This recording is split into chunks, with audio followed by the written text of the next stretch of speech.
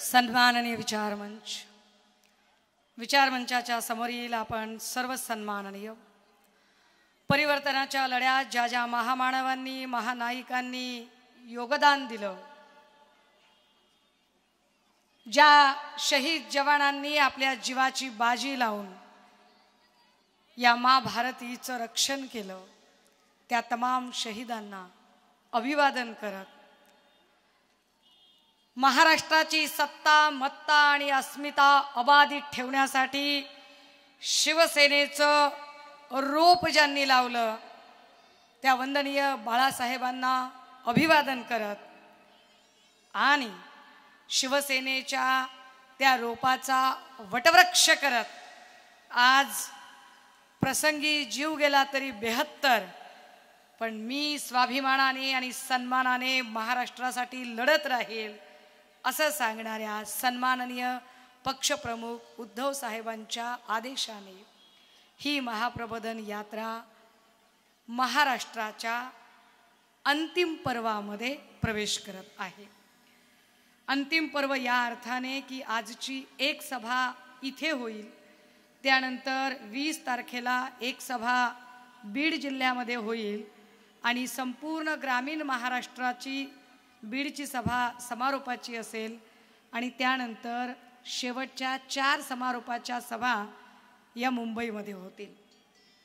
त्यामुळे अंतिम टप्प्यातल्या या सभेला उपस्थित असणारे, या कार्यक्रमासाठी आवर्जून उपस्थित असलेले जिल्हा प्रमुख हरणेजी, जिल्हा प्रमुख देवेंद्रजी, तद्वतच संपर्क प्रमुख बाळाराऊजी,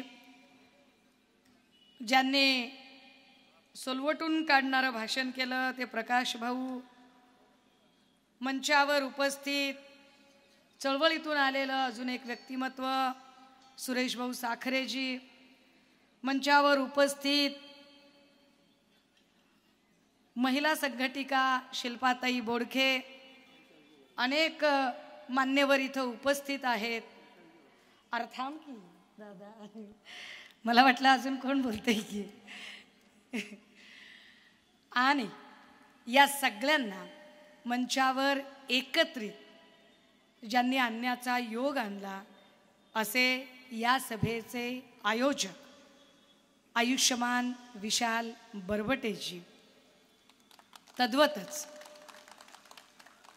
ही सभा सुरक्षित पार पाडण्यापेक्षा सुद्धा या सभेतला कोणता वक्ता चुकतो आणि आपण पटकन जयस्वालांना कळवतो आणि साहेब कोणतं कलम टाकायचं यासाठी तत्पर राहतो, अशा तयारीनं थांबलेले आमचे पोलीस भाऊ, असंच कॅमेरा घेऊन थांबायचं, पूर्ण वेळ थांबायचं, असंच थांबायचं, हलायचं नाही अजिबात। हां, वाटल्यास त्यांना स्टँड बिंड द्या, एक असा एक क्षण नाही हल्ला पाहिजे, म्हणजे पोलिसांची लय मजा आहे राव। कुठे कॅमेरे लावते ते, तिकडे आशीर्वाद यात्रेमध्ये तिकडे आमचे ते प्रकाश भाऊ सुरवेरे आलीत होते तेव्हा तुमचा कॅमेरा नव्हता वाटतं, मग ओरिजिनल व्हिडिओ आम्हाला बघायला मिळाले असते। जाऊ द्या राव, आम्हाला काही त्याच्यात पडायचं नाही। राजे हो, खरं तर आजचा म्हणजे थोडंसं माझ्यासाठीचा जरा दुःखद दिवस आहे, कारण चळवळीतलं अत्यंत महत्त्वाचं नाव आयुष्यमान मनोजभाई संसारे यांचं काल दुःखद निधन झालं आणि ही आजची सभा रद्द करता येत नव्हती, त्यामुळे मला इथे यावं लागलं। मनोजभाई आणि माझा अनेक वर्षांचा ऋणानुबंध आणि अनेक वर्ष आम्ही चळवळीत एकत्रित काम केलं, पण अजून एक आनंदाची गोष्ट ही आजच्या दिवशी घडतेय, ती म्हणजे कर्नाटकचा निकाल लागलाय आणि कर्नाटकचा निकाल एवढा ऊर्जादायी आहे की लगेचच तावातावाने येऊन देवेंद्रजी बोलत आहेत, तावातावाने येऊन आशिष शेलारजी बोलत आहेत। आशिष शेलारांचं तर बोलणं ऐकून मला हसायला येत होतं। अचानक आशिष शेलारांना उपरती झाले की ईव्हीएम मध्ये खराबी आहे, म्हणजे ते जिंकतात त्यावेळेला ईव्हीएम दुरुस्त असतात। आज ते हरल्यावर ते फार जोरजोरात सांगत होते, आम्हाला फेरमोजणी करून हवी आहे आणि आम्ही फेरमोजणीची मागणी करणार आहोत आणि आता ईव्हीएम खराब झालेला आहे, फार जोरजोरात चाललेलं होतं। आपल्याला माहिती आहे देवेंद्र भाऊ देवेंद्र भाऊ म्हणजे हे देवेंद्र भाऊ नाही, हे बिचारे गोड बोले आहेत, हे गोड बोले आहेत, हे चांगले आहेत. ते दुसरे देवेंद्र भाऊ, ते ते खोटं बोल पण रेटून बोल, खरं खोटं लबाडाचं तोंड मोठं करणारे आहेत. त्यामुळे आजही त्यांनी नेहमीप्रमाणे त्यांचीच बाजू कशी खरी हे सांगण्याचा प्रयत्न केला. मी त्या खोलात जाणार नाही. खरं तर स्थानिकच्या मुद्द्यावर इथे प्रचंड मांडणी करून झालेली आहे. स्थानिकच्या मुद्द्यांवरती फार सखोल पद्धतीने अनेक वक्त्यांनी आपलं म्हणणं मांडलेलं आहे. मला फक्त 2-3 मुद्दे स्थानिकच्या संबंधाने मांडायचे आहेत. हे आपल्या सगळ्यांना माहिती आहे की कृपाल तुमाने इकडनं खासदार झाले होते. कृपाल तुमानेंना कोणत्या परिस्थितीत उमेदवारी दिली, कोणत्या परिस्थितीत ते खासदार झाले. आशिष जयस्वालच्या बद्दल कुणीतरी फार प्रेमाने मला वाटतं हरणे जे आपणच सांगत होतात, म्हणजे असू शकतं त्यांनी तुमच्याकडे तक्रार केलेली असेल की मला काय मिळालं, मला काय मिळालं. मग हरणे साहेबांच्या जवळच निरोप सांगितला पाहिजे. तसे इथं खबरे त्यांचे खूप असू शकतात. त्यामुळे खबऱ्यांचे सुद्धा मोबाईल व्यवस्थित असावेत पुढे असे व्यवस्थित. खरं तर जयस्वालांना 2009 ते 14, 2004 ते 2009 शिवसेनेने उमेदवारी दिली. 99ला पण दिली नाही, पण निवडून ते आणि त्याच्यानंतर 2009 ते 14 हा काळ जर वगळला तर 2014 ते 19 हा जर काळ वगळला तर 2019ला ते पुन्हा निवडून आले. पण मधल्या काळात त्यांच्याकडे सत्ता नव्हती असं नाही. त्यांना अनेक वेळा शिवसेनेने सत्ता दिली. पहिल्यांदा जिल्हा परिषद सदस्याची जबाबदारी दिली. सगळ्यात कमी वयातला आमदार म्हणून शिवसेनेने त्यांना संधी दिली. 3 वेळा आमदारकी दिली. 2014चा जर काळ सोडला तर प्रत्येक वेळेला, पण त्याही काळामध्ये त्यांना खनिकर्मचं महामंडळ सुद्धा दिलं. आता हे खनिकर्मचं महामंडळ म्हणजे तसं बघितलं तर कुबेराची खाण म्हटली पाहिजे. खोऱ्यानं पैसा ओढायचं महामंडळ त्यांना मिळालं. खोऱ्यानं पैसा ओढायचं महामंडळ जरी त्यांना मिळालेलं असेल तरी मला मगाशी हॉटेलवर असं सांगत होते आमचे विशाल बरबटे की ताई तसा हेवी माणूस आहे. हो, कसा हेवी माणूस आहे म्हणजे शारीरिक वजनानं हेवी असू शकतो. मासेसमधून हेवी आहे का? कारण मला असं वाटतं की किती पैसा आहे यावरती काहीच कुणाचं ठरत नसतं. पैसा किती आहे यावर हेवीनेस ठरत नसतो. मासेसमध्ये त्याची ओळख किती आहे यावरती हेवीनेस ठरतो. आणि आशिष जयस्वाल हे नाव इथं लोकांना माहिती असेल, आमच्याकडे ना मराठवाड्यात माहिती आहे, ना पश्चिम महाराष्ट्रात माहिती आहे, ना कोकणात माहिती आहे, ना मध्य महाराष्ट्रात माहिती आहे, ना मुंबईत माहिती आहे. इथं चिकार पैसा गोळा करणारा माणूस म्हणून माहिती असेल तुम्हाला, पण पैसाच गोळा करणारा आहे म्हणून माहिती असेल. लोकांची कामं करणारा म्हणून काही निश्चित माहीत नसेल. पण असो, आपल्याला त्याच्यात पण काही जायचं नाहीये. आता 2019ला पठ्ठ्या निवडून आला, जरी अपक्ष असला तरी बऱ्यापैकी काम मात्र शिवसैनिकांनी केलं होतं. निवडून आल्यानंतर भेटायला आला. परंतु काही लोकांचा स्वभाव असतो की जिकडे हवा तिकडे थवा. त्यामुळे हवेनुसार थवा उडून गेला. आपल्याला त्याचं काही फार वाटत नाही. परंतु ज्या खनिकर्ममध्ये ते काम करत राहिले, ज्या खनिकर्मचे ते अध्यक्ष होते, त्या खनिकर्ममुळे या भागावर किती परिणाम झाले, या भागातल्या लोकांचं आरोग्य किती धोक्यात आलं. दादा एक जरा फोटो दाखवता का की किती लोकांचं आरोग्य धोक्यात आलं असेल, किती लोकांना त्याच्यामुळे त्रास होत असेल. माणसांचं सोडा, पण वनस्पती जीवाचं काय होत असेल. ही तुमच्या मतदारसंघातली वनस्पती जीव आहेत. ही झाडं झुडपं आहेत, यांची पानं काळी पडली आहेत, याच्यावर सगळं कोल साठलंय. हे माझ्या भागातले फोटो नाही आहेत. तुम्ही विचार करा की जर झाडाच्या वनस्पतीवर, त्यांच्या पानावर जर इतका कोल साठू शकतो तर माणसांची अवस्था काय असेल आणि माणसांच्या फुफ्फुसाची अवस्था काय असेल. माणसाच्या फुफ्फुसावर किती त्याचा परिणाम होत असेल, श्वास घ्यायला किती परिणाम होत असेल. जरा पुढचा फोटो दाखव दादा. आता ही स्क्रीन लहान आहे त्यामुळे कदाचित तुम्हाला शेवटपर्यंत नीटसं दिसणार नाही, पण ऍक्च्युली पाण्यावरचा थर सगळा काळा झालाय.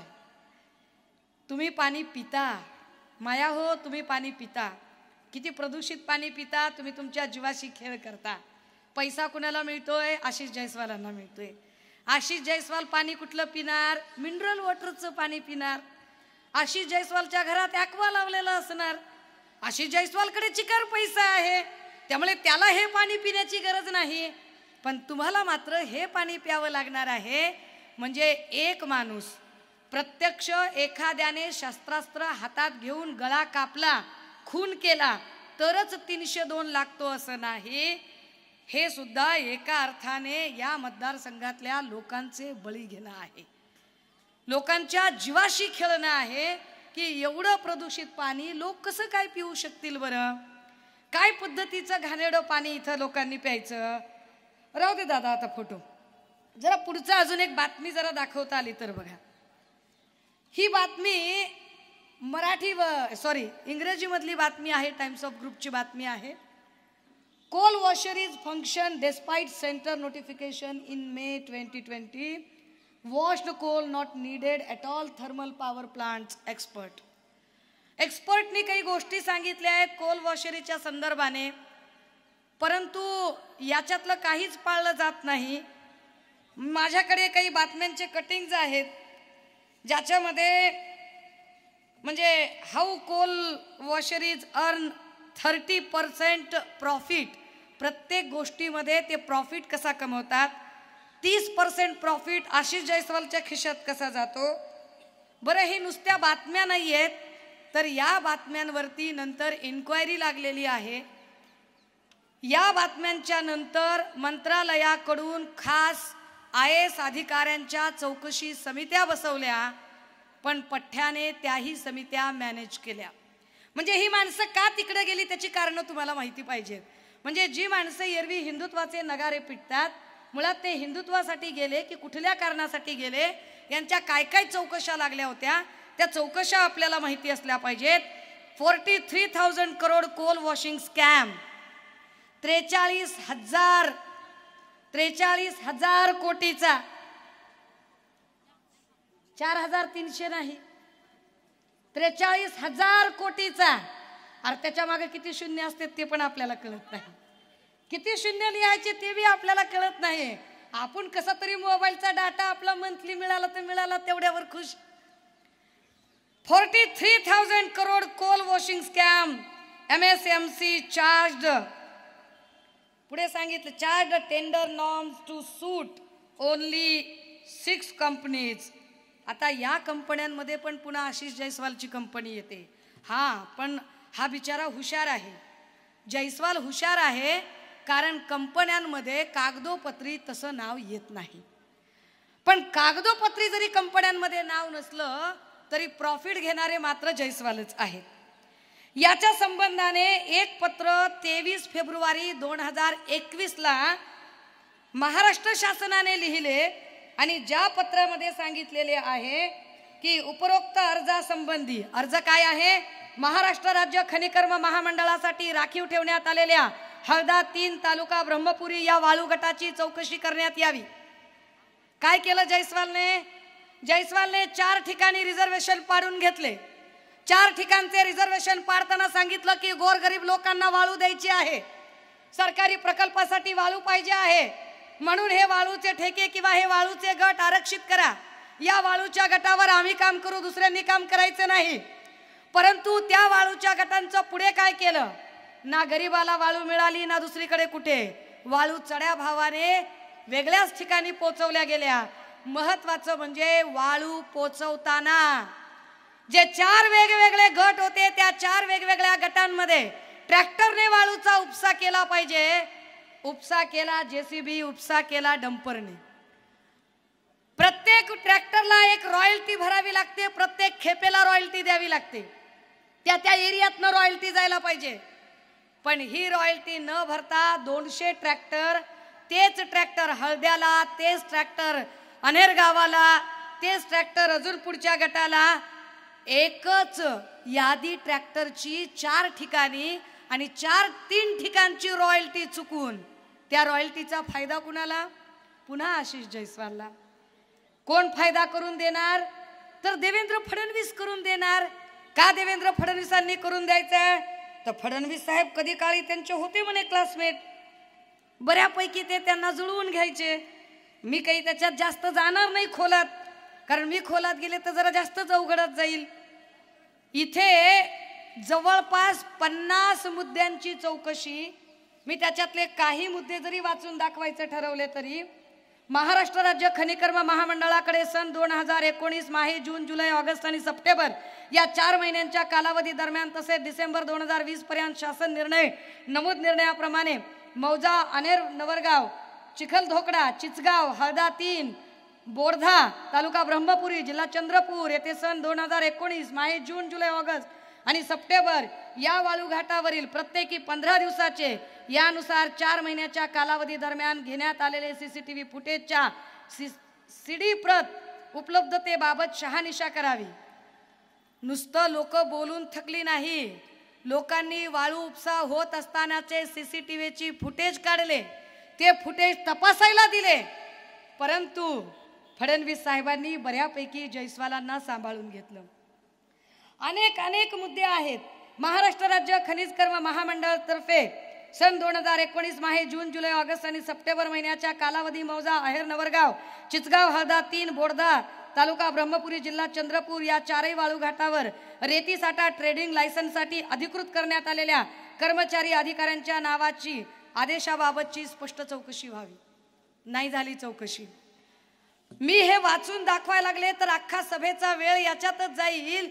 इतक्या प्रकारे चौकशीचे इतक्या मागण्या झाल्या, पण आशिष जयस्वालची याच्यातली कुठलीही चौकशी झाली नाही. उगच का पठ्ठ्या तिकडे गेला. म्हणजे गुवाहाटीला ते काय नुसते हाटील, डोंगर, झाडी बघायला नाही गेले राजे हो.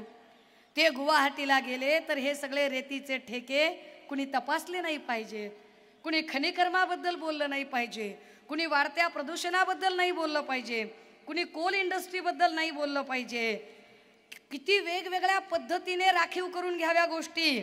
तर पुन्हा सांगितलं गेलंय काय, एक पत्र तर कलेक्टरला पत्र लिहिलंय. पत्रामध्ये लिहिलंय पंतप्रधान आवास योजना घरगुती व शेतीच्या विहिरी प्रयोजनास बेलदा व मुसेवाडी घाट आरक्षित करण्याबाबत. नुसते घाट आरक्षित करून घेतले, पण या घाटातली रेती ही कधीच गरजूंना दिली नाही. पंतप्रधान आवास योजना घरगुतीसाठी ती रेती वापरलीच गेली नाही. ती रेती श्रीमंत लोकांच्यासाठी दिली गेली. याच पद्धतीने अजून एक त्यांनी काय राखीव करून घेतले बघा.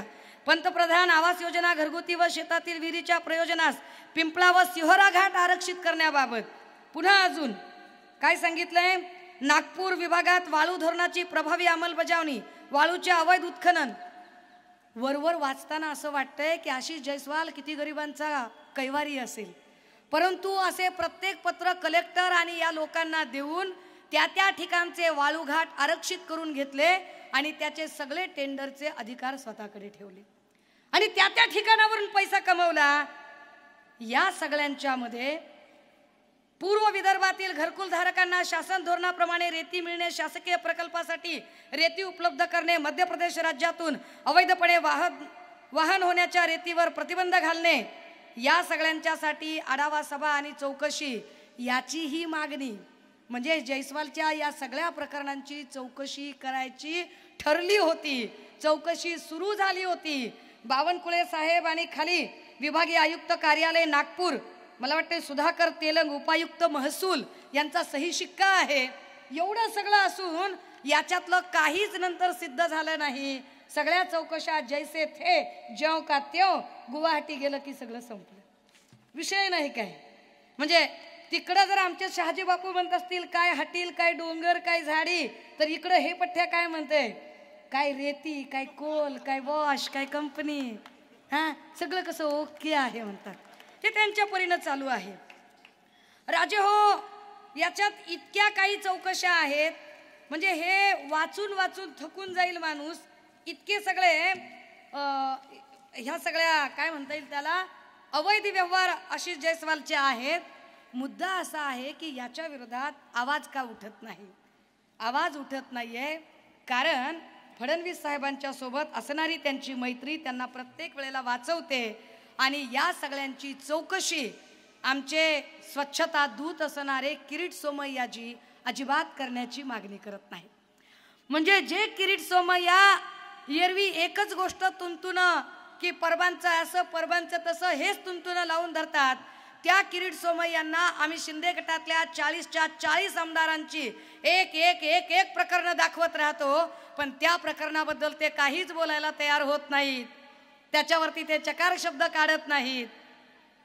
आता या सगळ्यांच्या मध्ये आपल्या हे लक्षात आले पाहिजे की आशिष जयस्वाल असतील किंवा हे कृपाल तुमाने असतील, या भागामध्ये 20 वर्षापासून प्रतिनिधित्व करत असताना ना इथं रोजगार आला, ना इथल्या लोकांच्यासाठी वेगळा उद्योगधंदा आला, ना वेगळं काही प्लांट आला, ना इथे तुम्हाला काही विकासाची कामं दिसली.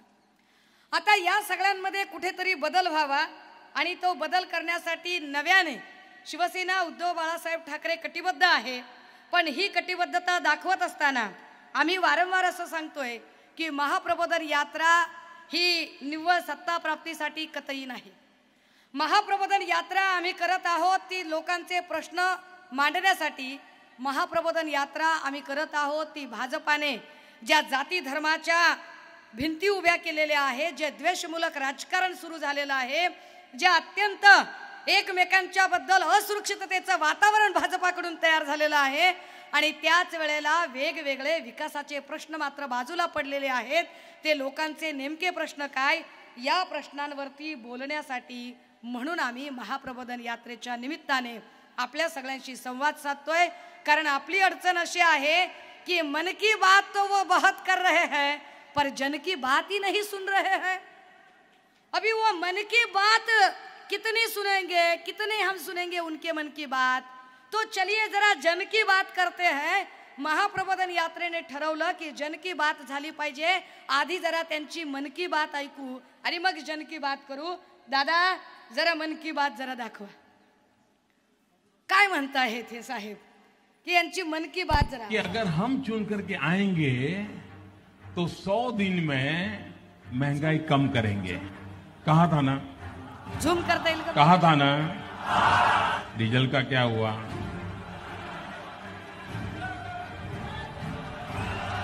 पेट्रोल का क्या हुआ. मित्रों, गैस हो, पेट्रोल हो, डीजल हो, हर प्रकार से महंगाई बढ़ रही है कि नहीं बढ़ रही है. मित्रों, मुझे परमात्मा ने जब बनाया तो उसके जो आईटी प्रोफेशनल्स थे उन्होंने ऐसा सॉफ्टवेयर डाला है कि मैं छोटा सोच ही नहीं सकता कि अगर हम चुन करके आएंगे. हे मन की बात होती. 2014 सालचं मोदीजींचं भाषण आहे. मोदीजी सांगतायत की डिझेलचा भाव खूप झालाय, पेट्रोलचा भाव खूप झालाय आणि ते सांगतायत कि मुझे आप चुन के दो, मैं 100 दिन के अंदर ये सारी महंगाई कम करके देता हूं. मैं 100 दिन के अंदर अंदर आप लोगों को जवाब देता हूं. 100 दिन के अंदर अंदर. आता ज्यांनी ही सगळी मन की बात केली त्यांना जरा आपण जन की बात सांगितली पाहिजे. कारण 2014ला हे भाषण करणारे मोदी साहेब यांच्यासोबत अजून एक अक्का होत्या, स्मृती अक्का, ज्या अशा सिलेंडरवर बसायच्या आणि सिलेंडरवर बसून त्या सांगायच्या बहुत हो गई महंगाई की मार, अब की बार नको नको नको, अब की बार इमोशनल अत्याचार अजिबात नको. आता त्याच्यावरती बोलणं सुद्धा नको. मन की बात आपण ऐकली की मोदीजींनी काय महागाईच्या गप्पा मारल्या होत्या. दादा जरा पुढची स्लाइड दाखवा, म्हणजे जरा जन की बात काय ते कळेल. दादा जरा वर घेता येतं का बघा, याला थोडस काय करता येईल का भाई साहब. कर्नाटक आता हे बघा, ज्यांनी सांगितलं की 2014ला डिझेल पेट्रोलचे भाव प्रचंड वाढलेले होते ती माणसं 2022ला काय परिस्थिती आहे बघा. निर्मला सीतारामन अर्थमंत्री 2014ला एलपीजीचा गॅस 410 रुपये होता. राजे हो, 410 रुपये होता. यांना महाग वाटत होता 410 रुपये आणि म्हणाले हम अच्छे दिन लाएंगे, अच्छे दिन लाएंगे, आम्हाला महागाई कमी करायची आहे. आणि बघा 2022ला काय झालं. 2022ला 1053, आत्ताचा भाव आहे 1150. 2023चा भाव 1150 आहे. 2014ला पेट्रोल होतं 70 रुपये लिटर, 2022ला झालं 100 रुपये लिटर, आता 2023ला अजून भाव वाढला. 2014ला डिझेल होतं 55 रुपये लिटर, 55 रुपये लिटर 2014ला, 2022ला ते झालं 90 रुपये, आता ते 90च्याही पुढे गेलेलं आहे. हे आकडे संसदेत सादर झालेले आकडे, हे आकडे माझ्या मनाचे नाहीये. खाण्याचं तेल, तेल आपलं रोजचं, बाकी काही नाही तर मीठ मिरची भाकर, तेल भाजीला तेल तरी असावं. खाद्यतेल 90 रुपये किलो होतं 2014 साली, 2022ला ते 200, आता 200 पेक्षा जास्त. रिफाईंड तेल जर तुम्ही घेतलं तर 250 ते 250 रुपये किलो रिफाईंड तेल मिळतं. पोलीस दादा नीट रेकॉर्ड करा, तुमच्या पण घरात तेल लागतं, बिन तेलाची भाजी करत नाही तुम्ही. म्हणजे मोदीजींसाठी काम करताय, पण मोदीजींनी कशी सगळ्यांची ठासली हे सगळ्यांना कळलं पाहिजे. बघा काय झालंय ते. दूध 2014ला 35 रुपये लिटर होतं राजे हो, आता दूध 60 रुपये लिटर आणि 60च्या पुढे गेलंय 2023ला. पीठ तयार आटा 22 रुपये किलो होता, आता तो आटा 40 रुपये आणि 40 पेक्षा जास्त झालेला आहे. हे महागाई कमी करणार होते. ज्यांनी सांगितलं की आम्ही महागाई कमी करणार आहोत, आम्ही बेरोजगारी कमी करणार आहोत, आम्ही याव करणार आहोत, आम्ही त्याव करणार आहोत, अशा थापा ज्या लोकांनी मारल्या, ते सगळे थापा मारणारे आता गपगार झालेले आहेत. ते चकार शब्दाने बोलत नाहीत. ज्यांनी सांगितलं होतं की नाही आम्हाला महागाई कमीच करायची आहे, आम्हाला महिला सुरक्षित ठेवायच्या आहेत, कुठे महिला सुरक्षित आहेत? काय महिलांच्या बद्दलचं वातावरण आहे? मोदीजींनी तुम्हाला आठवतं काय सांगितलं होतं कि भाई और बहनों, मैं आपको विश्वास दिलाना चाहता हूं कि जब हमारी पार्टी सत्ता में आएगी, हम पूरे के पूरे 150 करोड़ लोगों को पक्के घर दिलवाएंगे. आता तुम्ही विचार करा, फेकायची काही मर्यादा असते. 150 करोड़ लोगों को घर दिलवाएंगे बोल रहे हैं. और दादा, देशाची लोकसंख्या 150 कोटी, तू काय प्रत्येक माणसाला वेगळं घर बांधून देणार होय? काय थापा मारण्याचे काही लिमिट असते का नाही? काही किती थापा माराव्या, कशा कशाच्या थापा माराव्या? पण त्यांनी थापा मारल्या, घर मिळालं का? मी तुम्हाला एक उदाहरण सांगते आणि तुमच्याच भागातलं सांगते. 28 जुलैला माझा प्रवेश झाला. ऑगस्टमध्ये एक घटना घडली. ऑगस्टमध्ये साधारणतः भंडारामध्ये एका माय माऊलीवरती अत्याचार झाले. त्या माय माऊलीवर एकदा नव्हे, दोनदा नव्हे, तीनदा आणि सामूहिक पद्धतीने अत्याचार झाले वेगवेगळ्या वेळी.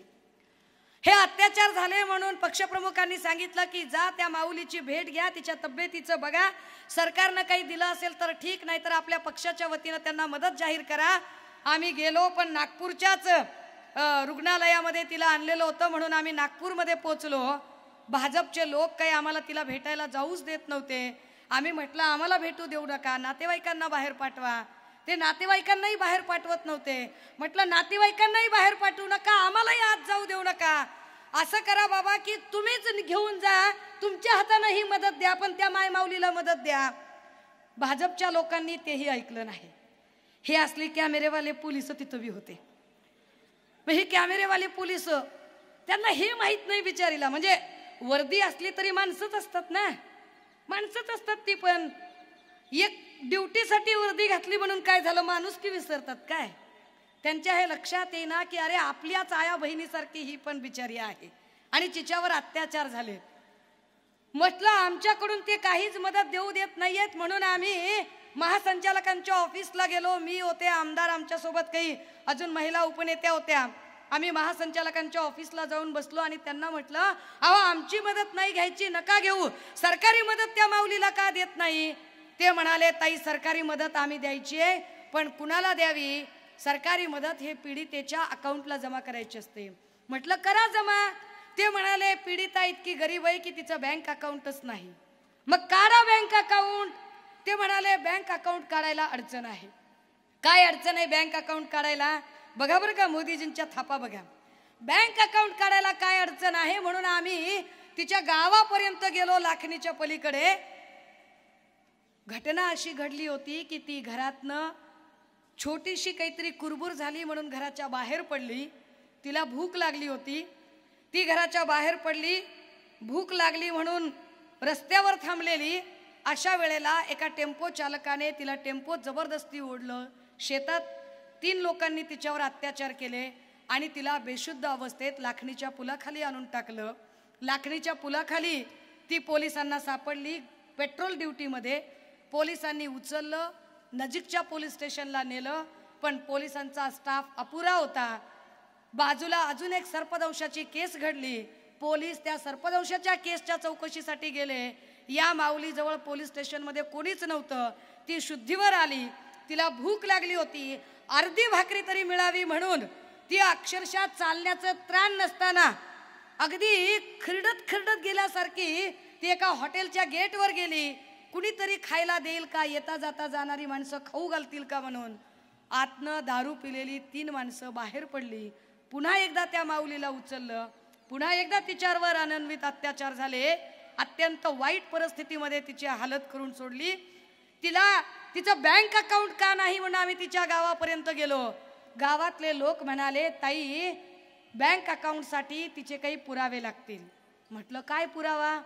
तर ते म्हणाले तिचा रहिवासीचा पुरावा लागेल. म्हटलं ती जिथे राहते तिथलं द्या ना. आम्ही 14 ऑगस्टला तिथे पोचलो होतो. मला आठवतो तो दिवस. 14 ऑगस्टला सायंकाळी 5 वाजता मोदीजी राष्ट्राला उद्देशून भाषण करत होते आणि मोदीजी सांगत होते, भाई और बहनों, ये आने वाला आजादी का ये जो उत्सव है, यह उत्सव बड़ी धूमधाम से मनाना है और हमें हर एक घर पर तिरंगा लहराना है और बड़े उत्साह के साथ हम तिरंगा लहराएंगे और समूचे दुनिया को दिखा देंगे कि भारत अब विश्वगुरु बना है. झालं. मोदीजींनी भाषण दिलं की भाजपाचे भक्तुल्य लगेच असे उल्हासितच. भाजपाच्या भक्तुल्यांना असं वाटलं जणू काय आता त्यांच्याकडे करोडच्या गड्ड्या आल्या हातामध्ये. विचार नाही केला. मी भाषण बघते समोर मोदीजींचं. मी त्या माऊलीच्या साठी म्हणून त्या गावात गेले आणि तिथे तिचं रहिवासीचं प्रमाणपत्रच नाही. रहिवासी प्रमाणपत्र का नाही? तर ते सांगतात की ताई या माऊलीला घरच नाही. आता ज्या गरीब माणसाला घरच नाही राहिला, हे मी डोळ्याने जिथलं उदाहरण बघतेय. आणि दुसरीकडे मात्र मोदीजी म्हणतायत की हर घर तिरंगा फहराओ. कैसे तिरंगा फहराएंगे? तिरंगा लावायला घर तर असलं पाहिजे. घरच नाही तर कुठून तिरंगा लावणार आहोत आम्ही? मग नंतर आम्हाला कळलं की तिरंगा प्लास्टिकचा नाही, कपड्याचा घ्या. आणि कपड्याचा तिरंगा बनवण्याचं टेंडर गुजरातच्या माणसाला मिळालं. तिकडनं त्याने तिरंगे आणायचे आणि इकडे विकायचे. काय गुजराती व्यापारी धंदा आहे. वा वा. आपल्याला नाही कळलं. राजे हो, महाप्रबोधन यात्रेतनं आम्ही ही एक गोष्ट पटवून देण्याचा प्रयत्न करतोय की ज्यांनी सांगितलं की महिलांच्या सुरक्षिततेवरती 2014ला मोठी भाषणं दिली. आज घडीला परिस्थिती अशी आहे की बघा, कठुआ असेल, उन्नाव असेल, 8 वर्षाच्या चिमुरडीवरती अत्याचार होतात. भाजपचा आमदार कुलदीप सेंगर जो बलात्कारी ठरवला, कुलदीप सेंगर बलात्कारी असून सुद्धा बलात्काराच्या समर्थनार्थ भाजपने मोर्चे काढले, समर्थन देण्याचे मोर्चे काढले. भाजपाचा दुटप्पीपणा केवढा होता की बिल्किस बानोच्या आरोपींना जेलमधून सुटून आणल्यावर पेढे भरवत त्याच्या मिरवणुका काढल्या. हे झालं इतर महिलांच्या बद्दल. पण शीर्षस्थानी काम करणाऱ्या महिला, राजकारणात काम करणाऱ्या महिला, या महिलांच्या बद्दल भाजपचे आमदार असतील, शिंदे गटाचे आमदार असतील, रोज वाटेल त्या पद्धतीनं बेताल आणि गलिच्छ वक्तव्य करतात. काय महिलांच्या सुरक्षतेचा प्रश्न सुटला? आपण महिलांच्या सुरक्षिततेबद्दल बोलतोय. आमचा हेतू काय आहे? शिवसेनेला सत्ता मिळेल की नाही मिळेल हा नंतरचा प्रश्न. पण शिवसेनेने इथल्या प्रत्येक माणसाचा एक एक प्रश्न मांडला पाहिजे. त्याचे जिव्हाळ्याचे प्रश्न मांडले पाहिजेत. ना इथल्या महिला सुरक्षित आहेत, ना इथल्या पोरांना रोजगार मिळालेले आहेत. ही पोरं सगळी बेरोजगार. पण बेरोजगार पोरांच्या डोक्यांमध्ये धर्म आणि जातीचा एवढं काही विष यांनी पेरून ठेवलं की या पोरांना अजिबात इतर काही सुचणारच नाही. व्हॉट्सअप युनिव्हर्सिटीतनं तयार झालेले मेसेजेस पसरवायचे आणि त्या मेसेजेस मधून हा हिंदू, तो मुसलमान, तो बौद्ध, तो ख्रिश्चन असं करत नुसत्याच धर्माच्या भिंती उभ्या करायच्या. याने प्रश्न सुटतो. कर्नाटकच्या इलेक्शन मध्ये सगळ्या पोल सर्वेंनी जेव्हा सांगितलं की अरे नाही, तुम्ही हरत आहात, तुम्ही निवडून येऊ शकत नाहीत. भाजप जेव्हा असं वाटतं भाजपला की भाजप निवडून येऊ शकत नाही, भाजप तेव्हा धर्माच्या आड लपते, भाजप तेव्हा महापुरुषांच्या आड लपते, मग कधी सावरकरांच्या फ्रेमच्या आड लपते, कधी हिंदुत्वाच्या फ्रेमच्या आड लपते. कर्नाटकात जेव्हा सगळीकडून आपली हार समोर दिसते असं भाजपला वाटायला लागलं, तेव्हा आमच्या इथून देवेंद्र फडणवीस साहेब तिकडे गेले आणि तिकडे जाऊन सांगायला लागले की बजरंग बलीचा अपमान होतोय, बजरंग बलीचा सन्मान करायचा आहे. का तर म्हणाले बजरंग दल, आपला बजरंग दल धोक्यात आलेला आहे, आपल्या बजरंग दलावरती बंदी आलेली आहे. ही तरणी बांड पोरं, ज्या पोरांना मागचं पुढचं काही माहिती नाही, त्यांना एवढंच कळतं की अरे झेंडा घ्यायचा है, जय म्हणायचंय. उन्होंने कहा हिंदू खतरे में है, उन्होंने कहा बजरंग दल खतरे में है, चलो बजरंग दल की खातिर खडे हो जाएंगे. पण बजरंग दल म्हणजे नेमकं काय असतं दादा? एक जरा व्हिडिओ दाखव बरं, काय असतं बजरंग दल म्हणजे? कर्नाटक में कांग्रेस बजरंग दल जैसे हिंदू संगठन पर बैन लगाने की बात कर रही है. आप इस पर कुछ बोलते क्यों नहीं? हाँ? नहीं बोलता. क्यों? जब हमारे हिंदू कर्मचारी ओपीएस की मांग के लिए पंचकुला में खट्टर की लाठियां खा रहे थे, तब बजरंग दल कुछ बोला था क्या? जब हमारे हिंदू युवा नौकरी की मांग के लिए सड़कों पर पिट रहे थे, तब बजरंग दल कुछ बोला था क्या? जब हमारे हिंदू नौजवान अग्निपथ के विरोध में आंदोलन कर रहे थे, तब बजरंग दल कुछ बोला था क्या? जब नौकरियों में धांधली, पेपर लीक जैसे मुद्दों पर हिंदू विद्यार्थी धरना प्रदर्शन कर रहे थे, तब बजरंग दल कुछ बोला था क्या? जब हमारे सैकड़ों हिंदू किसान दिल्ली के बॉर्डर पर धरना देते देते शहीद हो गए थे, तब बजरंग दल कुछ बोला था क्या? जब हमारे हिंदू भाई बहनों के लाखों करोड़ रुपए लेकर ललित मोदी, नीरव मोदी, मेहुल चौकसी, विजय माल्या जैसे चोर भाग गए थे, तब बजरंग दल कुछ बोला था क्या? जब बड़े बड़े उद्योगपतियों का लाखों करोड़ रुपया माफ कर दिया गया और हमारे हिंदू गरीब किसान, मजदूर, छोटे दुकानदार कर्ज तले दबकर आत्महत्या कर रहे थे, तब बजरंग दल कुछ बोला था क्या? जब करोड़ों हिंदुओं की जमा पूंजी अपने मित्र अडानी को बचाने के लिए उसको सौंप दी गई थी, तब बजरंग दल कुछ बोला था क्या? जब कोरोना में लाखों हिंदू बिना ऑक्सीजन, बिना इलाज, बिना दवाइयों के मर रहे थे, तब बजरंग दल कुछ बोला था क्या? जब कर्नाटक में हिंदुओं से 40% कमीशन मांगा जा रहा था, तब बजरंग दल कुछ बोला था क्या? बड़े देशभक्त बनते हो. फरवरी 2017 में आपके आज के बड़े नेता ज्योतिरादित्य सिंधिया ने प्रेस कॉन्फ्रेंस करके बोला था कि बजरंग दल तो वो संगठन है जो मुंह में राम और बगल में छुरी रखता है, क्योंकि एटीएस ने पाकिस्तान के लिए जासूसी करने वाले 11 लोगों को पकड़ा था. ये लोग टेलीफोन एक्सचेंज की आड़ में मुखबिरी का धंधा कर रहे थे. एक तो पता नहीं इन लोगों की मुखबिरी करने की खानदानी आदत कब छूटेगी. ज्योतिरादित्य सिंधिया ने कहा था देशद्रोहियों का रिश्ता देश के बड़े राजनीतिक दल भारतीय जनता पार्टी के साथ जुड़ा पाया गया है. भारतीय जनता पार्टी विश्व की पहली ISI सर्टिफाइड पार्टी बन चुकी है, क्योंकि पकड़े गए 11 में से 3 लोग सीधे भाजपा के साथ जुड़े हुए थे. ध्रुव सक्सेना भाजपा युवा मोर्चा का सदस्य रह चुका था और IT सेल का संयोजक था. जितेंद्र सिंह भाजपा पार्षद का नजदीकी रिश्तेदार था.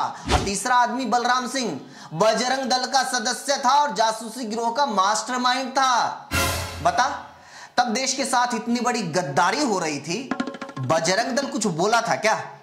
अबे बजरंगी के सबसे बड़े भक्त तो देश के पहलवान हैं, जो पूरी दुनिया के धुरंधरों को हराकर देश के लिए मेडल जीत कर लाते हैं. आज वो ही पहलवान इंसाफ की मांग को लेकर जंतर मंतर पर बैठे हैं. बता, बजरंग दल कुछ बोल रहा है क्या? बजरंग दल पर बैन लगाने से हिंदुओं का अपमान होता है, तो बता, बजरंग पुनिया को धरने पर बैठने के लिए मजबूर करने से सनातन धर्म का सम्मान बढ़ता है क्या? बजरंग दल कभी जंतर मंतर पर बैठी हिंदू पहलवान बेटियों के समर्थन में किसानों, मजदूरों, कर्मचारियों, बैंक कर्मियों, LIC कर्मियों, दुकानदारों, बेरोजगारों, विद्यार्थियों, युवाओं, किसी के समर्थन में आज तक एक भी शब्द बोला हो, तो हम बजरंग दल के समर्थन में बोलने क्या, उसके लिए भूख हड़ताल पर बैठने के लिए तैयार हैं. हिंदुओं का समर्थन चाहिए तो हिंदुओं के असली मुद्दों के लिए साथ खड़ा होना पड़ेगा. पार्क में टीनेजर लड़के लड़कियों को पीटने से कोई बजरंग बली का भक्त या हिंदू रक्षक नहीं बन जाता. दादा हो, हे जे सगळं सांगितलं, हे जे सगळं दाखवलं, हे चित्र यासाठी दाखवलं की भारतीय जनता पार्टीने वारंवार लोकांच्या डोक्यात धार्मिक विष भरलं. इथल्या तरण्या बांड पोरांना नोकरी धंद्याला जी पोरं लागणार होती, जेव्हा मोदी सरकारला या सगळ्या तरुण पोरांना नोकऱ्या देणं शक्य नव्हतं, तेव्हा जर ही पोरं मोर्चे काढतील नोकऱ्यांच्यासाठी, रोजगाराच्यासाठी, तर यांनी नोकऱ्या आणि रोजगारांच्यासाठी मोर्चे काढण्यापेक्षा यांनी धर्मासाठी मिरवणुका काढत फिराव्या आणि धर्मासाठी एकमेकांची डोकी फोडावीत, अशा पद्धतीची योजना यांनी आखली. पण यावर कुणीतरी प्रश्न विचारणं गरजेचं होतं आणि ते प्रश्न विचारण्याचं काम सन्माननीय युवा नेते आदित्यजी ठाकरे यांनी बखूबी महाराष्ट्रात सुरू केलं. आम्ही प्रश्न विचारतोय ते इथल्या लोकांच्या रोजगारासाठीचे की या सगळ्यांना जशी भूक मुस्लिमांना लागते तशी हिंदूंनाही लागते. जे लोक फार हिंदू हिंदू हिंदू करतात ते मुळात हिंदू पोरांच्या नोकऱ्यांचा विचार करतात का? राजे हो, तुम्ही जरा गुगलवर जा आणि सर्च करा आणि बघा, मग तुम्हाला लक्षात येईल. एक रेकॉर्ड असं सांगतंय, कॅगचा रिपोर्ट असा सांगतोय, स्टेट बँक ऑफ इंडियाला सगळ्यात जास्त फायदा कशाचा मिळाला असेल तर स्टेट बँक ऑफ इंडिया सांगते की आमच्याकडे व्याज दराचा आम्हाला फायदा मिळाला नाही, आम्हाला फिक्स डिपॉझिटचा फायदा मिळाला नाही, आमच्याकडे ठेवींचा सुद्धा फायदा मिळालेला नाही, आमच्याकडे कुठल्याही प्रकारचं लोन दिलं त्याचा फायदा मिळालेला नाही. फायदा कशाचा मिळाला? स्टेट बँक ऑफ इंडिया सांगते ही जी नोकरीसाठी जी पोरं चलन भरतात, जे नोकऱ्यांचे अर्ज भरतात, या अर्जांमधनं जे चलन येतं तो चलन आमचा सगळ्यात मोठा सोर्स आहे. होतं काय माहितीये? होतं असं की 5,000 जर नोकऱ्यांच्या जागा असतील तर 5,000 जागांच्यासाठी किमान 5 लाख पोरं अर्ज भरतात. 5,000 नोकऱ्यांच्यासाठी एका पोराला अर्ज भरायचा असेल तर कमीत कमी 500, जास्तीत जास्त 1,000 ते 1,500 रुपयाचं बँकेचं चलन काढावं लागतं. 1,500 रुपयाचं चलन तुम्ही काढता, तुमच्याकडे पैसे नसतात, तुम्ही तुमच्या वडिलांना मागता, आईला मागता, नसतील त्या माऊलीकडे पैसे, ती घरातलं किडूक मिडूक विकते, व्याज व्यवहार करते, उसणं पासणं करते, तुम्हाला 1,500 रुपये चलन काढायला देते. तुम्ही कम्प्युटरवर फॉर्म भरायला जाता, फॉर्म भरायला 100 रुपये कम्प्युटरवाला घेतो. तुम्ही फॉर्म भरता, फॉर्म भरल्यानंतर अभ्यासाचं पुस्तक आणायचंय, पुस्तकात तुम्ही 1,500 रुपये घालता. परीक्षा तुमची तुमच्या गावात होत नाही, जिल्ह्याच्या ठिकाणी नागपूरला जावं लागतं, जाण्या येण्यासाठी तुम्हाला पुन्हा वेगळे 500 खर्चावे लागतात. एका परीक्षेसाठी एका मुलाला 2,500 ते 3,000 रुपये खर्च करावे लागतात. 3,000 रुपये जेव्हा एक मुलगा परीक्षेसाठी खर्च करतो, पेपर देतो आणि त्याच दिवशी तुम्हाला कळतं की पेपर फुटला, पेपर लीक झाला, परीक्षेवर स्टे आला, निकालावर स्टे आला. तुम्ही 5 लाख लोकांनी प्रत्येकी 2-2.5 हजार रुपये, 2,500 गुणिले 5 लाख किती झाले पैसे? हा सगळा पैसा कुणाच्या खात्यात गेला? हा सगळा पैसा सरकारी तिजोऱ्यांमध्ये गेला. तुमच्या हातात काय आलं? ते सांगतात की अरे आम्ही तुम्हाला आनंदाचा शिदा फ्री देतोय. काय करणार आहात आनंदाचा शिदा घेऊन? 1 किलो तेल, 1 किलो मैदा, 1 किलो साखर याने भागतंय तुमचं? अरे तुम्ही सगळ्या बायांनी विचार केला पाहिजे की तुम्हाला फ्री राशन पाहिजे का? कोणतं राशन? 200 रुपयाचं, फार फार तर 300 रुपयाचं, ज्याच्यामध्ये 300 रुपयाचं राशन असतं आणि 500 रुपयाच्या जाहिरातीची पिशवी रंगवलेली असते. ते आमची मागणी ही काय असली पाहिजे? आम्हाला राशन फ्री नको, राशन फ्री नाही पाहिजे आम्हाला. जर द्यायचंच असेल सरकारला काही तर आम्हाला राशन फ्री देऊ नका, आम्हाला एज्युकेशन फ्री द्या, आमच्या लेकरांना शिक्षण फ्री द्या. आम्हाला शिक्षण ही आमची मागणी आहे. महाप्रबोधन यात्रा त्या शिक्षणासाठी आग्रही आहे की या लेकरांना शिक्षण मिळालं पाहिजे. कारण गोरगरिबांच्या लेकरांना, खेड्यापाड्यातल्या लेकरांना काय शिक्षणाचा दर्जा आहे? ज्या भांडवलदारांच्या ज्या इंग्रजी शाळा आहेत, ज्या इंग्रजी शाळांची इयत्ता पहिलीची, UKGची, LKGची फीस 2 ते 2.5 लाख रुपये असते. तुम्ही देऊ शकता तेवढी फीस? तुमची लेकरं शिकू शकतात त्या शाळेमध्ये? आणि एखाद्याने शिकवायचं जरी ठरवलं, अरे एका लेकराला शिकवणं होईल, जॉईंट फॅमिली असेल तर 4-4 लेकरांना तुम्ही अशा शाळेत टाकू शकता का? एका कुटुंबातली 4 लेकरं शिकवायची म्हटलं 10वी पर्यंत एका लेकराला 15 लाख रुपये खर्च होतात, स्कूल बस आणि युनिफॉर्म सकट. आणि शाळा काय सांगते? युनिफॉर्म आमच्याकडून घ्या, शूज आमच्याकडून घ्या, दप्तर आमच्याकडून घ्या, स्कूल बस आमचीच लावा, डबे सुद्धा आम्ही देऊ, शिक्षण क्लासेस मधून घ्या. शिक्षण मात्र क्लासेसमध्ये, शिक्षण शाळा देत नाही. यावर आपण प्रश्न नाही विचारायचे, यावर प्रश्न विचारावे लागतील. ते तुम्हाला फ्री फ्री फ्रीची घोषणा सांगतायत. काय म्हणाले ते? देवेंद्र फडणवीस आणि शिंदे साहेबांनी सांगितलं, म्हणाले बायकांना आता आम्ही तिकिटामध्ये प्रवासाची सवलत देत आहोत. बायकांनी विचार केला कधी? कोण जाणार आहे प्रवासाला? कुणाला प्रवास करायचा आहे? ज्या बायका नोकरी करणाऱ्या शिकलेल्या आहेत त्यांना नोकरीतनं फुरसत मिळत नाही, त्या प्रवास करू शकत नाहीत. आणि ज्या नोकरी करत नाहीत त्या घरात लेकरं बाळ सांभाळतायत, घर सांभाळतायत. प्रवास कशाला करतील त्या बायका? जर शिंदे आणि फडणवीसांना तुमची मदतच करायची असेल तर तिकिटातली सवलत नको. 1200 रुपयाचा जो गॅस आहे तो 300 रुपयावर आणून दाखवा, मग आम्ही तुम्हाला मानतो. ती मागणी असली पाहिजे. महाप्रबोधन यात्रा ही तुमच्या रोजच्या दैनंदिन गरजा आणि तुमचे महत्वाचे जगण्याचे प्रश्न काय आहेत त्या तुमच्या जगण्याच्या प्रश्नांवरती आग्रही भूमिका मांडते आणि त्या आग्रही भूमिका आमच्यासाठी गरजेचे आहेत. राजे हो, आपल्याला का आपलं नुकसान झालेलं कळत नाहीये. मागच्या 5 वर्षात, गेल्या 10 वर्षातला जो काळ आहे हा काळ महाराष्ट्राच्या राजकारणातला सगळ्यात रसातळाला गेलेला काळ आहे. इथे सगळा राजकीय संस्कृतीचा ऱ्हास झाला, अधपतन झाला आणि या अधपतनाचा काळ कुणी सुरू केला? देवेंद्र फडणवीसांचा काळ ओळखला जाईल तो सगळ्यात मोठा राजकीय अधपतनाचा काळ म्हणून. सगळ्यात मोठं राजकीय अधपतन हे देवेंद्रजींच्या काळात झालं. पण प्रश्न कोण विचारते? प्रश्न विचारण्याची जो कोणी हिम्मत करतो त्याला लगेच ईडी लावली जाते, त्याला लगेच सीबीआय लावली जाते. आणि समजा माझ्यासारख्या याच्यावरती जर त्यांना ईडी लावता येत नसेल, सीबीआय लावता येत नसेल तर मग बाईपणावर हल्ले केले जातात. तर मग वाटेल त्या पद्धतीने गलिच्छ आणि गचाळ पद्धतीने बोललं जातं. आता या सगळ्या बायकांनी जरा विचार करायचा. अरे राजकारणात शीर्षस्थानी काम करणाऱ्या सुप्रिया सुळे असतील किंवा माझ्यासारख्या बायकांना जर एवढ्या सगळ्या बोलण्याला जर सामोरं जावं लागत असेल तर तुमच्या आबरूचं काय? तर इथल्या गावखेड्यातल्या बांधावर राहणाऱ्या कष्टकरी समाजातल्या असंघटित कामगार असणाऱ्या, शेतात काम करणाऱ्या या सगळ्या मायमावल्यांच्या सुरक्षिततेचं काय? याच्यावरती कोण प्रश्न विचारते? तर यावर प्रश्नच विचारले जात नाहीत, यावर बोललंच जात नाहीये. यावर बोलणं जास्त गरजेचं आहे. बऱ्याच लोकांना असं वाटलं की कोर्टाचा निकाल लागला, कोर्टाचा निकाल लागला तर अरे सरकार कसं काय पडलं नाही. राजे हो, नीट समजून घ्या. सरकार पाडण्यासाठी आपली याचिका नव्हतीच कधी. आपली याचिका होती ती संविधान वाचवण्यासाठीची. आपली याचिका होती ती 16 आमदारांना अपात्र ठरवण्यासाठीची. आपली याचिका आपण जी दाखल केली त्याच्यावरचा कपिल सिब्बलांचा युक्तिवाद हा एका अर्थाने माइलस्टोनचा युक्तिवाद होता. बरेच जण म्हणतात की सुषमाताई तुम्ही सारख्या सारख्या संविधानाची भाषा करताय, काय गरज आहे? होय, शिवसेना संविधान वाचवण्यासाठी कटिबद्ध आहे आणि म्हणून आम्ही संविधान वाचवण्याची वारंवार भाषा करतोय. काल जो निकाल लागला त्या निकालातले किती मुद्दे आपल्याला कळले? कारण आपली अडचण अशी आहे की व्हॉट्सअप युनिव्हर्सिटीतनं तयार झालेले भाजपच्या स्लीपर सेलचे भक्तुल्ले आपल्यामध्ये संभ्रम निर्माण करतात, आपल्याला एका वेगळ्या जगात घेऊन जाण्याचा प्रयत्न करतात. आपल्या हे लक्षातच येत नाही की अरे आपली बाजू खरी असूनही आपल्याला खोटी वाटायला लागलेली आहे. साधं गणित समजून घ्या. कालच्या निकालाच्या नंतर देवेंद्रजी आणि एकनाथ शिंदे या दोघांनी मिळून पत्रकार परिषद घेतली. तसे ते दोघे एकत्रच असतात. अजून हनीमून संपलाच नाही जणू काय असे सत्यनारायणाची पूजा करत दोघे सोबतच असतात. कुठेही गेलं तर दोघे सोबतच असतात. पण बोलताना मात्र मुख्यमंत्र्यांच्या ऐवजी जे काही बोलतात ते उपमुख्यमंत्रीच बोलतात. काल त्यांनी पत्रकार परिषद घेतली आणि पत्रकार परिषद घेत असं म्हटलं की आम्ही जिंकलो आहोत. मुळात कोर्टाचा निकाल त्यांना नीट कळला का?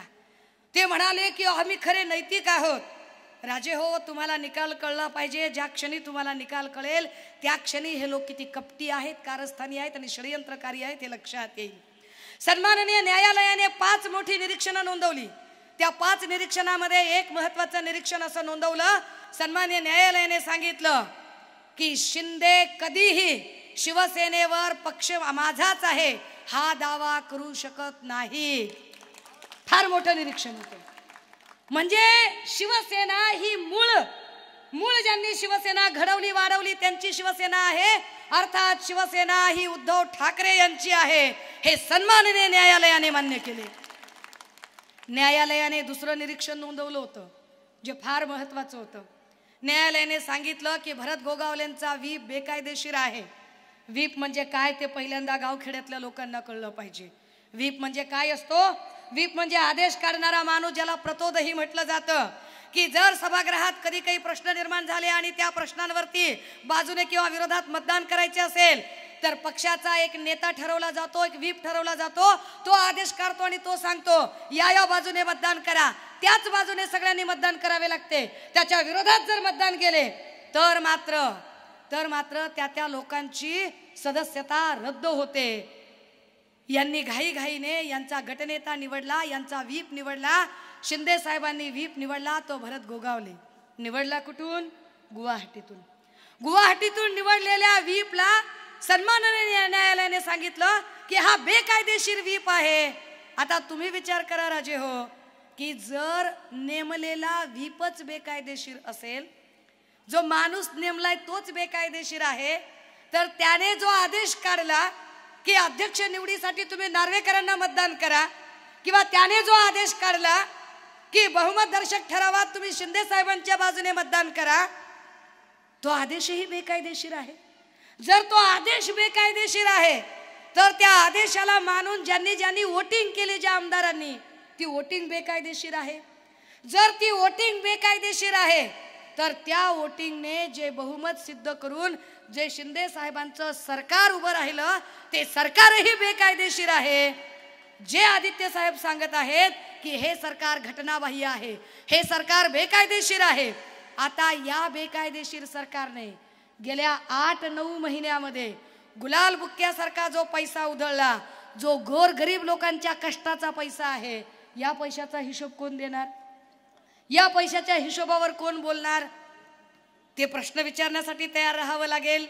बरं, त्याच्याही पुढे जाऊन सांगावं लागेल की व्हीप बेकायदेशीर आहे म्हटल्यानंतर पुन्हा तिसरा मुद्दा त्यांनी काढला. सन्माननीय न्यायालयाने सांगितले की राज्यपालांचे वागणे अत्यंत चुकीचे होते. राज्यपालाची गरजच नव्हती घाईघाईने फ्लोअर टेस्ट बोलवायची, पण त्यात ते अजून एक सांगतात की देवेंद्र फडणवीस पर्टिक्युलर नाव घेतात. ऑनरेबल सुप्रीम कोर्टाने नाव घेतले फडणवीसांचे, ऑन रेकॉर्ड देवेंद्र फडणवीसांचे नाव घेऊन, रेकॉर्ड कर रे पोलीस दादा, रेकॉर्ड कर आणि गृहमंत्र्याला पाठव. ऑनरेबल कोर्टाने नाव घेऊन तिथे नोंदवून वाचून दाखवला निकालाने सांगितले की देवेंद्र फडणवीसांनी गरज नसताना हस्तक्षेप केला. देवेंद्र फडणवीसांचा हस्तक्षेप बेकायदेशीर होता आणि देवेंद्र फडणवीसांच्या एका साध्या पत्रावरून राज्यपालांनी घाईघाईने केलेला बहुमत दर्शक ठरावाची मागणी ती सुद्धा बेकायदेशीर होती. आता तुम्ही विचार करा राजे हो, की जर कोर्ट सांगते की देवेंद्र फडणवीस बेकायदेशीर पद्धतीने वागले आणि तरीही फडणवीस पत्रकार परिषदेमध्ये आम्ही खरे नैतिकतेचे पुजारी आहोत असं सांगत असतील, तर नैतिकता कशाशी खातात यांना कळतं तरी का? नैतिकतेची व्याख्या रेशीम बागेतनं यांनी काही वेगळीच डेव्हलप केली आहे का? म्हणजे RSSच्या लोकांनी वेगळीच नैतिकता यांना सांगितली आहे का? जी नैतिकता प्रदीप कुरुलकर सारख्या माणसाला माहिती आहे की एखाद्या बाया बापड्यांच्या नादामध्ये या देशाची माहिती पाकिस्तानला विकून टाकायची. कुरुलकरच्या ठिकाणी जर कुरेशी असता तर भक्तुल्यांनी आतापर्यंत बांगड्या फोडून ढीग पाडले असते. पण प्रदीपच्या ऐवजी समजा जर परवेज असता आणि कुरुलकरच्या ऐवजी जर कुरेशी असता तर भाजपच्या तमाम भक्तुल्यांनी म्हटलं असतं, बघा बघा बघा बघा, एका मुसलमानाने बाईच्या नादाला लागून या भारताचे सगळे रेकॉर्ड पाकिस्तानला विकायचा प्रयत्न केला. पण जेव्हा त्याचे नाव प्रदीप कुरुलकर येते आणि प्रदीप कुरुलकर हा RSSचा पदाधिकारी आहे, हा RSSचा कार्यकर्ता आहे असे कळते, त्यावेळेला भाजपचे सगळे लोक चिडीचूप बसतात. नैतिकतेच्या तरी ते गप्पा मारत नाहीत. या नैतिकतेच्या गप्पा मारणाऱ्या लोकांमध्ये ज्यांनी सांगितलं की ऑनरेबल कोर्ट सांगते की अरे हे सगळंच बेकायदेशीर आहे, हे सगळंच चुकीचं आहे. आता तुमच्या मनात प्रश्न निर्माण होतो की जर सगळंच बेकायदेशीर आहे ताई, सगळंच चुकीचं आहे, तर मग अध्यक्षांकडे ठराव का दिलाय? अध्यक्षांना निकाल जाहीर करायचा का बरं सांगितलंय? तर आपल्याकडे घटनेत सांगितले होते 10th शेड्यूल आणि 10th शेड्यूल का सांगितले होते? पक्षांतर बंदी कायदा 1985ला 52व्या घटना दुरुस्तीनुसार केला गेला. का केला होता 52व्या घटना दुरुस्तीनुसार? मध्य प्रदेश मधला एक गयालाल सिंग नावाचा माणूस होता. ज्या गयालाल सिंग नावाच्या माणसाने एकाच दिवसात 5 वेळा पक्ष बदलला. एका दिवसात 5 वेळा पक्ष बदलल्यामुळे ज्याची आयाराम गयाराम संस्कृती नावाने शब्द व्हायरल झाला आणि ते रोखण्यासाठी म्हणून आपल्याकडे पक्षांतरबंदी कायदा आला, जर 2-3 लोकच समजा 2-3 लोक समजा जर ही झाली, टप्प्याटप्प्याने गेली, तर त्यांच्यावर निर्णय कुणी घ्यायचा, 2/3 मेजॉरिटीने लोक गेली तर निर्णय थेट दिला जाईल, पण टप्प्याटप्प्याने लोक गेली तर निर्णय अध्यक्षांनी घ्यावा असं सांगितलं गेलं. सुप्रीम कोर्टाने आता सांगितले की हा निकाल अध्यक्षांनी द्यावा. मग आपल्याला वाटायला लागलं की अध्यक्षांनी निकाल द्यावा हे तर चुकलं. जर वरचे जर 4 मुद्दे आपल्या बाजूने आहेत तर शेवटचा मुद्दा आपल्या विरोधात का? पण राजे हो, समजून घ्या, ऑनरेबल कोर्टाने सांगितले की जरी निकाल त्यांच्या बाजूने लागत असेल, म्हणजे जरी निकाल अध्यक्षांना द्यायची वेळ येत असेल, तरी सुद्धा अध्यक्षांनी निकाल कसा द्यावा, तर अध्यक्षांनी व्हीप सुनील प्रभू साहेबांचा, शिवसेनेचा मूळ व्हीप मान्य करावा. अध्यक्षांनी अजय चौधरी हा गटनेता, तर शिवसेनेचे मूळ चौधरी साहेब हेच गटनेता म्हणून मान्य करावेत. शिवसेनेच्या घटनेनुसार निर्णय घ्यावा आणि शिवसेनेच्या घटनेनुसार निर्णय घेताना कोर्टाचे डायरेक्शन फॉलो करावे. आता नैतिकतेच्या गप्पा मारणारे फडणवीस आणि शिंदे साहेब, जे फार आम्ही नैतिक आहोत म्हणतायत, त्यांचा अध्यक्षच लंडनला गायब आहे. अध्यक्ष इथं नाहीच आहेत, अध्यक्ष लंडनला निघून गेले. अध्यक्षांना सांगितलंय की विविक्षित पिरियडमध्ये एका निश्चित कालावधीमध्ये तुम्ही निकाल दिला पाहिजे. काही लोकांना वाटते निश्चित कालावधी म्हणजे काय, पण कोर्टाने निश्चित कालावधीची ही व्याख्या सांगितली. कोर्टाने सांगितलं की 3 महिन्याचा काळ, याचिका दाखल केल्यापासून 3 महिन्याचा काळ म्हणजे निश्चित कालावधी आहे. आपली याचिका दाखल होऊन 7 महिने उलटून गेलेत. 7 महिने उलटून गेलेत तरी सुद्धा आता जी काही परिस्थिती आहे, ही परिस्थिती पाहता आता जे काही वातावरण आहे, यामध्ये या आठवड्यामध्ये निकाल दिला गेला पाहिजे. नार्वेकर नैतिकता पाळणार नाहीत असा अंदाज आहे. ज्या लोकांनी एवढं कपट कारस्थान केलं ते लोक ही नैतिकता पाळतीलच असे नाही. पण यातनं अजून एक गोष्ट स्पष्ट होते, ती अशी की किमान ऑनरेबल कोर्टाने ही गोष्ट तरी सिद्ध केली की देवेंद्र फडणवीसांनी कपट कारस्थान केले. देवेंद्र फडणवीसांनी वाटेल त्या पद्धतीने फोडाफोडीचं राजकारण केलं.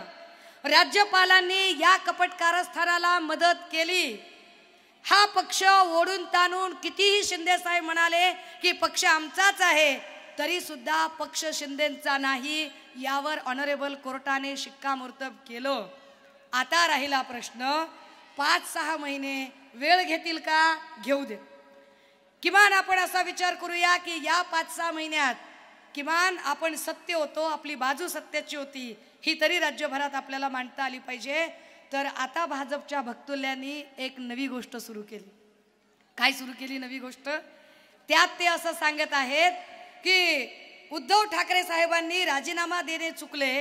त्यांनी जर राजीनामा दिला नसता तर कदाचित असं काही घडलं नसतं. राजे हो, मुळात उद्धव साहेबांनी जे केले ते त्या पदाला आणि महाराष्ट्राच्या संस्कृतीला साजेसे केले. कारण लोक उठ उठ म्हणतात तरी माणसं खुर्ची सोडत नाहीत. इतका कोडगेपणा पक्षप्रमुखांकडे नक्कीच नाही. पक्षप्रमुख प्रतिष्ठित आहेत, संयमी आहेत, सुसंस्कृत आहेत. इथं आपण बघतोय की रोज शिंदे गटातले जे आमदार आहेत त्या आमदारांच्या जर फेसबुक खालच्या कमेंट बघितल्या, यूट्यूब खालच्या कमेंट बघितल्या, तर त्या कमेंटमध्ये 75% लोक त्यांना खुर्ची सोडा म्हणून सांगतात, तरीही ते खुर्ची सोडत नाहीत. सन्मान्य उद्धव साहेबांनी मात्र अत्यंत सन्मानाने, नम्रपणे, शांतपणे, कुठलाही आकांडतांडव न करता खुर्ची सोडली. आता त्यांचे खुर्ची सोडणे नैतिक आहे की नाही यावर देवेंद्र फडणवीस जर बोलत असतील तर फडणवीसांना अजून एक गोष्ट सांगितली पाहिजे आपण. आणि ती काय सांगितली पाहिजे की फडणवीसांना या गोष्टीचा विसर पडलाय की भाजपमध्ये त्यांचेच नेते होते अटल बिहारी वाजपेयीजी. अटलजींचं सरकार ज्या वेळेला अल्पमतात आलं तेव्हा अटलजींनी सभागृहामध्ये एक भाषण केलं आणि सभागृहातल्या भाषणात अटलजी म्हणताहेत की मंडी सजी हुई थी, बाजार लगा हुआ था, माल बिकने को तैयार था. म्हणजे आता जे घोडे बाजार चालू आहे ना, कर्नाटकामध्ये पण आता घोडे बाजाराची भीती वाटते म्हणून लगेच हैदराबादच्या हॉटेलला सगळ्या आमदारांनी यावे वगैरे सांगितलं जाते. कुणाच्या भीतीने? भाजपच्या. कारण भाजपकडे नैतिकता शिल्लकच राहिली नाही. त्या देवेंद्र फडणवीसांना हे कळले पाहिजे की त्यांच्या नेत्याने काय म्हटले होते. अटलजी म्हणाले कि मंडी सजी हुई थी, बाजार लगा हुआ था, माल बिकने को तैयार था, पर हमने खरीदना मुनासिब नहीं समझा, क्योंकि लोकतंत्र की नैतिकता मुझे यह कतई नहीं परमिशन देती है कि मैं इस तरह से सांसदों को खरीदूं या बेचूं. फडणवीस साहेबांना जरा ती नैतिकता कळली पाहिजे. अटल जी सांगता है कि सरकारें आएंगी, सरकारें जाएंगी, सत्ता आएगी, सत्ता जाएगी, लेकिन ये देश बचना चाहिए, इस देश का लोकतंत्र बचना चाहिए. आणि नेमकं तेच उद्धव साहेब सांगताहेत. खुर्ची येईल, खुर्ची जाईल, सत्ता येईल, सत्ता राहील, हा काही मुद्दा नाही, पण या देशाचं संविधान वाचलं पाहिजे, ती संविधानिक लोकशाही वाचली पाहिजे. आणि ती संविधानिक लोकशाही टिकवायची म्हणून प्रयत्न राज्यभर जेव्हा आम्ही दौरे करतोय तेव्हा आमच्या असं लक्षात येतं की राज्यभरामध्ये जो एकूण लोकांमधला उत्साह जाणवतो, लोक ज्या पद्धतीने उद्धव साहेबांच्यासाठी एक प्रतिसाद देतात, ते खेडमध्ये असतील, महाडमध्ये असतील, पाचोऱ्यात असतील. आपण बघितलं असेल विधान परिषदांच्या निवडणुकांमध्ये युतीचा धुवा उडाला, बाजार समितीच्या निवडणुकांमध्ये युतीचा बाजार उठला. आता कर्नाटकच्या निवडणुकीमध्ये सुद्धा पुन्हा भाजपला धूळ चारलेली आहे. आता वेळ महाराष्ट्रातली आहे. महाराष्ट्रामध्ये जर खरंच नैतिक सरकार आणायचं असेल, आणि ते का आणायचं त्याचं कारण फक्त शेवटी सांगते. ते का आणायचं त्याचं कारण हे आहे राजे हो, की मागच्या 5 वर्षात फडणवीस साहेबांनी स्वतः मुख्यमंत्री होण्यासाठी किती पापड बेलावेत, किती कपट कारस्थानं करावीत, की स्वतःला मुख्यमंत्री होण्यासाठी. मगाशी काहीतरी आमचे देवेंद्र भाऊ सांगत होते काँग्रेसच्या सोबत गेल्यावर हिंदुत्व बुडते वगैरे असा काहीतरी इकडे प्रचार झाला. मुळात भाजपला हे त्यांना बोलणेही शोभत नाही. कारण ज्यांनी पहाटे पहाटे शपथविधी केला तेव्हा त्यांचे हिंदुत्व कुठे गहाण पडले होते. ज्यांनी मुफ्ती महबूबाच्या सोबत सरकार स्थापन केले त्यांचे हिंदुत्व कुठे गहाण पडले होते. राहिला प्रश्न आमचा काँग्रेसशी दोस्ती करण्याचा, तर वंदनीय बाळासाहेबांचा एक दाखला आवर्जून सांगितला पाहिजे की जेव्हा काँग्रेसने राष्ट्रपती पदासाठी उमेदवार म्हणून प्रतिभाताई पाटलांना उभे केले तेव्हा बाळासाहेबांनी सांगितले की जरी काँग्रेसचे माझे वैचारिक मतभेद असतील तरी जर मराठी माणूस या भारताचा राष्ट्रपती होत असेल तर शिवसेना मराठी माणसाच्या पाठीशी उभी राहील. आणि शिवसेनेने प्रतिभाताईंना पाठिंबा दिला. शिवसेनेने कायम ज्या भूमिका घेतल्या त्या मराठी माणसाच्या हिताच्या भूमिका घेतल्या. आता या घडीला मराठी माणूस सगळीकडून विस्थापित होतोय.